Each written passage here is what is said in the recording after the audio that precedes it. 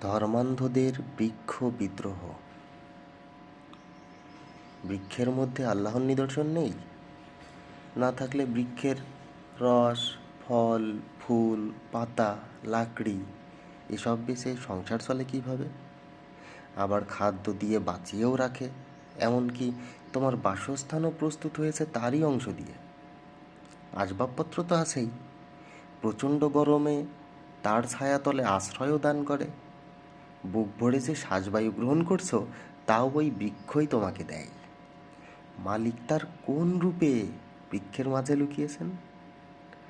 তোমরা মানুষেরা ধর্মঘট ডাকতে পারো, তারা পারে না। যদি তারা পারত তবে তোমাদের অস্তিত্ব বিলুপ্ত হতো। তারা মালিকের আদেশের বিরুদ্ধে নয়, তারা সদাই সাজদা অবনত। তুমি যত দুঃখই তাকে দাও, সে তোমাকে দিতেই থাকবে যতক্ষণ তার প্রাণ থাকবে। তুমি অন্ধ, তাই সৃষ্টি নিয়ে ভাববে কেন? তোমার কোরআন খুলে দেখো, সেখানেও নিশ্চয়ই থাকবে সৃষ্টি নিয়ে চিন্তা ভাবনা করার আদেশ। তবে মনে রেখো, স্রষ্টা ন্যায় করেন সকলের সাথে। তুমি অবশ্যই বিপদগ্রস্ত। সত্যকে মিথ্যা আর শিরকের ফতুয়া দিয়ে আর কতদিন চলবে? পাগলের প্রলাপ।